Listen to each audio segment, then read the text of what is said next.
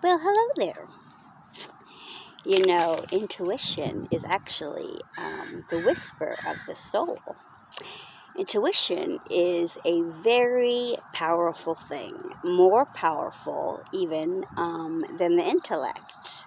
So, I want to share with you some notes. I think it's important for you to know that there are different ways of experiencing even your intuition. You may feel things, see things, hear things, know things simply, or even smell or taste things too. The intuitive empath are those who experience, life with extraordinary perceptions, even psychic abilities. It's openness to telepathic avenues. Too. Einstein said, there comes a leap in consciousness, call it, intuition or what you will. And the solution comes to you and you don't even know how or why. All great discoveries are made in this way. The power of intuition comes from, the brain. The power of intuition is an artifact of the early days of man, when the brain's ability to detect, hidden dangers ensured even our survival. These days, we use the capability so little that we don't know how to listen to it properly even. When in reality, most want from within to have an understanding, of the heart and the ability to know good from bad, right? Unfortunately, our intuition can often be clouded and weakened. Ego, judgment, fear, anxiety, replace our intuition and take over the decisions in our life. A highly intuitive person has a higher sense of empathy, self-awareness, observation, focus, and even the ability to live in the present. I believe that we all are blessed with intuition. However, for highly sensitive people, our natural heightened sensitivity, can make our intuition even a superpower, which we can use in all aspects of our life and may even form, the basis of our career if we choose to train it. Intuition is that feeling in your gut when you instinctively know that something you are doing is wrong or right, or even someone. Or it's that moment when you sense, kindness or fear in another's face sometimes too, right? You don't know why you feel the way. It's just a hunch. But what is it? After all, researchers can't see the brain, can they? Intuition is not logical. It's not the result of a set of, considered steps that can be shared or even explained. Instead, while based on deep-seated knowledge, the process feels natural almost. Even instinctual, I would say, too. And yet, while intuition is quick and usually beneficial, it is not always, entirely accurate. The subconscious brain attempts to recognize, process, and use patterns of thinking based on, prior experience and a best guess. Paradoxically, intuition feels unknowable. After all, you cannot explain the thinking behind a snap decision that appears, out of nowhere, right? And it just happens. While intuition occurs in your day-to-day life, it sometimes most apparent in the decisions of experts. The specialists draw on years of experience held in unconscious frameworks to make those fast, high-quality decisions. Did you know that healthcare researchers found that experienced dentists often rely on intuition even to make complex time-bound decisions, when they make the decision to, like, this truth needs to be pulled. Based on many years of deeply stored knowledge, choices are made quickly and are often superior to those that rely on clear evidence and even rational thought. Perhaps surprisingly, many of the world's most influential business people admit to making decisions based on intuition rather than, logical or deliberate thinking. Number one, it's strategic. You focus on a few crucial decisions. A decision is better than no decision, but don't let it run too far if it's not working, the decision that you made. Trust your intuition. Number two, people communicate big decisions regularly and frequently. Don't tolerate jerks, and build a team you can trust. Trust your intuition. Number three would be get feedback, right? Early and regularly, and act on it. Earn others' trust and confidence. Gain credibility by showing even your vulnerabilities. You have strengths. Use them. Trust your intuition. Intuition forms an essential part of both work and play, right? The basketball game involves strategy, trust, and even intuition, because players choose, in secret to either cooperate or compete against one another. The use of intuition is associated with time, pressure, and learned heuristics play an essential role in winning the game. Human intuition is massively important, an evolved function, fundamental to our ancestors' survival, but it can be mistaken. In an annual competition by the Wall Street Journal, teams competed and how their stocks performed. But while one side was a group of highly, skilled expert brokers, the other was a group of journalists, choosing their shares by the throw of a dart. Intuitively, expertise should win, and yet it appears that wasn't true in this case. The contest ceased without explanation, but most likely to avoid the stockbroker's embarrassment. So in 1983, I'll share with you, a person named Gianfranco had a rare 6th century sculpture for sale. It was a staggering $10 million price tag to the Getty Museum. And they're having reviewed, the x-rays, the expert testimony, and historical documentation, agreed to its purchase and considerable, media hype. However, when Evelyn Harrison, a renowned expert on Greek sculptures, and his name was Thomas Hubbing, former director of the Metropolitan Museum of Art, arrived to admire the statue, they knew intuitively something was wrong. According to Hubbing, it seemed, fresh, which was unexpected. The 2,000-year-old statue had been taken out of the ground, supposedly, right? And yet they were right. While the sculpture was from a workshop in Rome, it originated from actually a foreigner in 1980. Rather than a master sculptor. So, the study of decision-making has a problem. While we can observe people's behavior, even with the advances made in brain imaging, we cannot yet see the thought processes that go on behind the scenes. So, what does psychology have to say about intuition when much of what happens in the brain is invisible?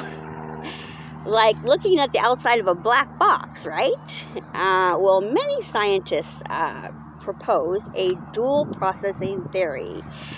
decision-making process is split between intuitive, either experimental or tactile, analytical, which would be rational or even deliberate, right? Malcolm Gladwell, his name is, in 2005 released a book that describes even the two different approaches as blinking when intuition is used and thinking when an analyze is performed. There can be as much value in the blink of an eye as in months of rational analysis, right? Intuition or blinking typically refers to the use of knowledge that is not explicit, and in popular culture might be even described as like a hunch or a woman's intuition, if you will. When it happens, it's hard to quantify or define, but it is there. As with the following thought, I had a feeling there was something wrong. She just didn't seem like herself, would be like an example. Because intuition involves a sense of knowing without knowing how one knows, based on the unconscious processing of information. Intuition also appear to be holistic, even combining insights from multiple sources, and often requires a leap, in thinking based on limited information.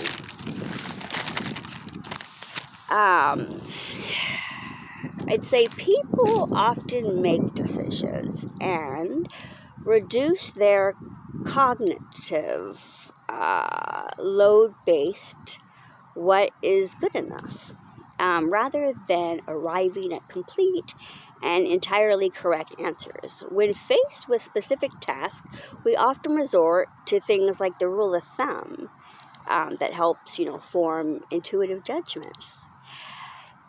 It is considered commonplace and the default approach for making decisions, The process of recognition, a fundamental involved function, is also crucial to intuition. It appears separately from other parts of the human memory in the brain, capable of persisting in the most challenging conditions with accuracy sufficient for practical purposes. So intuition appears to rely on the automation of, the decision-making process. Newly learned tasks often rely on, declarative knowledge. We must consciously, consider each move or action. So, as a result of practice and learning, this knowledge becomes automated or procedural. Such tasks are acted out without even conscious, intervention, serving significant process, power, and freeing the mind to focus on more intensive or like newly acquired actions, even. Forward and backward inferences also play an essential role in intuition, right?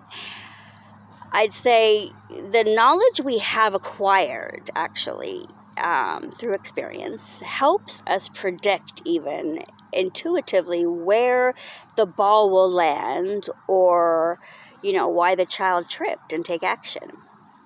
So, indeed, the vast knowledge we build up over time, I leave you, also allows real-world predictions, enabling us to act quickly and effectively in situations that most of us have encountered many times before. Learning and retrieval are highly also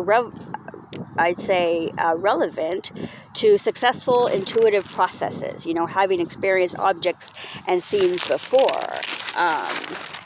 I.e., you take we are highly, adept at pattern matching, even to support our ability to decide and act quickly and effectively.